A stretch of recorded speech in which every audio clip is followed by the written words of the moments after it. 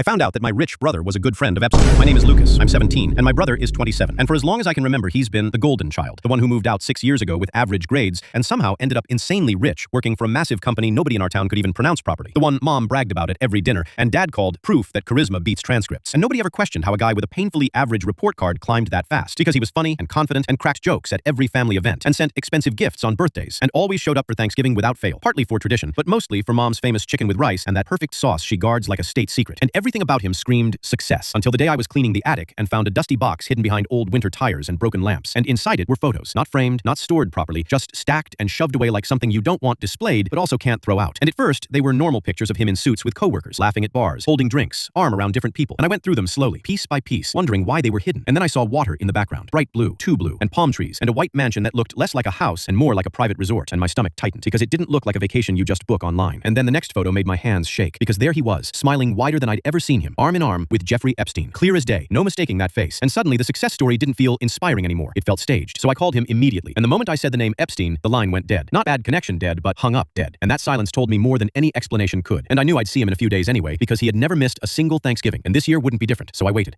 pretending everything was normal while my head replayed that image over and over. And when he finally walked through the door smelling like expensive cologne and hugging mom and joking with dad like nothing in the world could touch him, I felt like I was looking at a stranger. And I cornered him upstairs and told him I found the photos, and if he didn't explain, I'd show mom and dad. And for the first time in my life, he looked scared. Not nervous, not annoyed, but genuinely scared. And he told me it started small, that he worked regular hours at a place called Beat Steaks, just some upscale spot where rich clients came in. And he was cool with everyone and cracked jokes and networked like he always did. And one of those clients was Epstein, already powerful, already connected. And they talked casually at first, business talk, opportunity talk. And after work, the group sometimes went to bars or clubs, and one night, a drunk Epstein invited him to visit one of his massive houses just to chill, just to hang out. And my brother said yes, because who turns down an invite to a mansion filled with art and expensive furniture and connections? And the friendship grew, because proximity to power feels like success when you're young and ambitious. And eventually, he was invited to an island. And when he got there, he realized things weren't right, that the atmosphere was wrong, that what was happening behind certain doors was something he couldn't ignore. And he said he wanted to call the police immediately, but he had to act normal, had to smile, had to compliment the place, had to play along long enough to leave safely. And once he did, he reported everything, gave statements, tried to distance himself completely. And ever since then, he's felt watched, followed, like the shadow of that world doesn't let go easily. And as he told me this, I couldn't tell what hurt more, the idea that my brother had been close to something that dark, or the realization that success can sometimes be built on standing near monsters without knowing how close you really are. And downstairs, mom was laughing and setting the table, and the smell of chicken and rice filled the house like every other year, but nothing felt the same, because once you've seen a picture like that, you can't unsee it. And once you realize the golden child has cracks in the gold, you start wondering how much of the shine was ever